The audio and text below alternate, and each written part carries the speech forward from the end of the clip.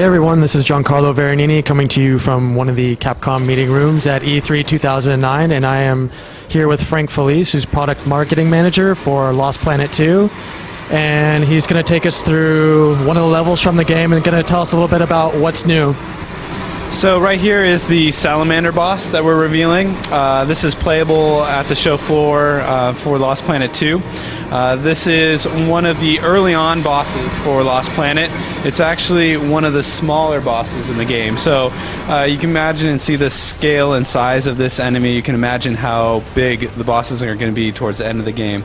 Some of the things that you just saw that are new to Lost Planet. You saw the run feature, so original feedback from the community was the game was a little slow, that trudging through the snow wasn't a lot of fun, so the team implemented a run feature, so really picks up the pace of the game, and it's a lot more fluid and fast-paced as well. Let me see here. So obviously you can see just the sheer scope and size of this boss. Oh, whoa. Oh, he just died. Oh. So there's a couple different ways that you can go ahead and take out this boss. You can see his weak points in his knees and that core at the top of his back there. There's different strategies. The game does support 4-player co-op. So as you're going through the game, you can have a couple guys fighting him from the outside, hitting that top core on his back. You can also take out his legs, and he'll actually drop down, and you can climb in through his mouth as well, and attack him from the inside. So the guys on the outside are attacking that core that you see right there. From the outside, guys shooting it, driving it back up from the inside, really kind of focusing on that 4-player co-op experience.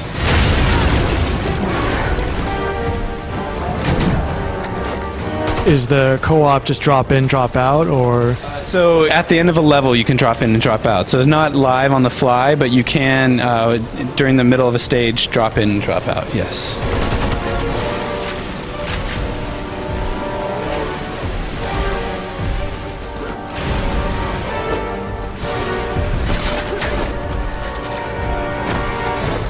Other cooperative players that you're with, can they sort of draw his attention away from you or do things like that? Absolutely. So how the enemy, basically how the Acrid bosses go after their after the players is whoever's kind of doing the most damage, it will kind of attack that player. So if, for example, someone is really struggling, you can see a couple of teammates down there.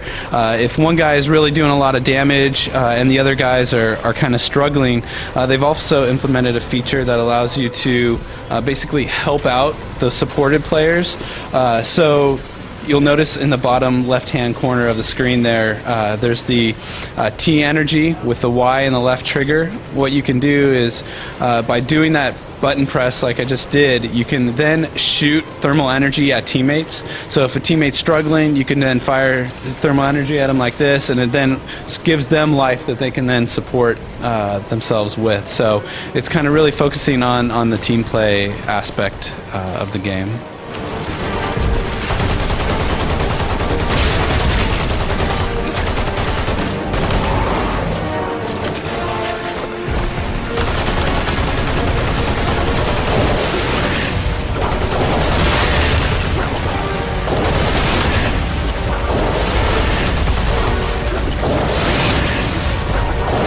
Can you pilot any of the mechs in this level? Are there any of those available here? Absolutely. So while this one is not functional, you can definitely take off weapons from the VSs like you could in the first. So Lost Planet is all about massive weapons and massive bosses. It's all about the size and scale of the enemies. You can see by just the sheer size of this Acrid boss. Oh, he's about to eat me. He just squished me. You can definitely pilot VSs. We'll get into a VS right here in a second. So there's Capcom 1 down there. He's grabbing a data post.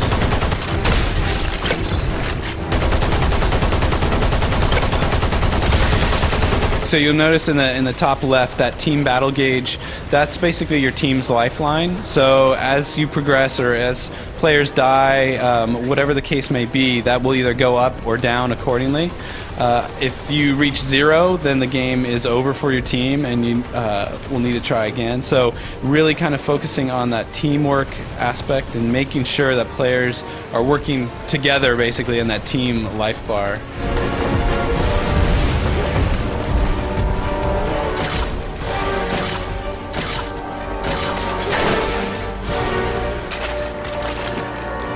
So here's one of those vital suits that we mentioned earlier. You can actually ride together with team members as well, so you can have a teammate. There's Capcom 1 over there. You can actually pilot it over towards them.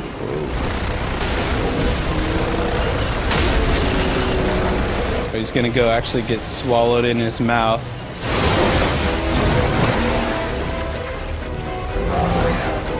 Run towards the mouth of the beast.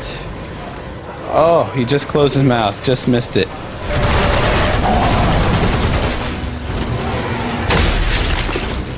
Let me see. All right.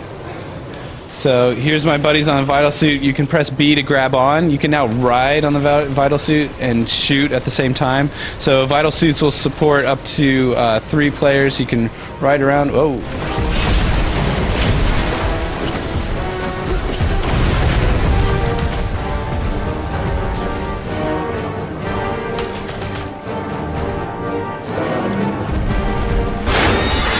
Here's another variation of the vital suit. So this one's a little bit more mobile. You're able to dash and ride around, and of course it has a Gatling gun, which does a lot of damage to the legs.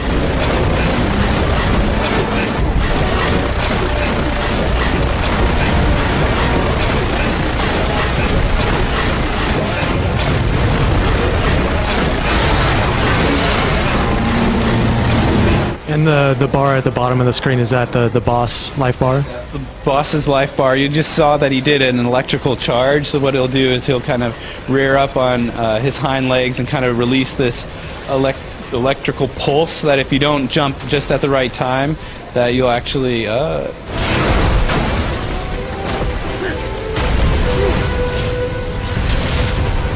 So if you get hurt, you can then hit the start button. You'll notice in the top left that takes off your thermal energy, but it also gives you more life. So where in Lost Planet 1, that thermal energy was kind of your life source, it's kind of the same thing here for Lost Planet 2. So it seems like there have been like a lot of really cool improvements. What would you say is the biggest difference between the original Lost Planet and the sequel? So the biggest difference is the 4-player co-op through the campaign. That's a big new thing. And then if you thought the bosses were big in the first one, they're even bigger in the second one. So oh man, Arya, he killed. So when can we expect Lost Planet 2 to come out, and which platforms is it coming out for? It's coming out for the Xbox 360 and the PlayStation 3 coming out this winter. Great, thanks a lot.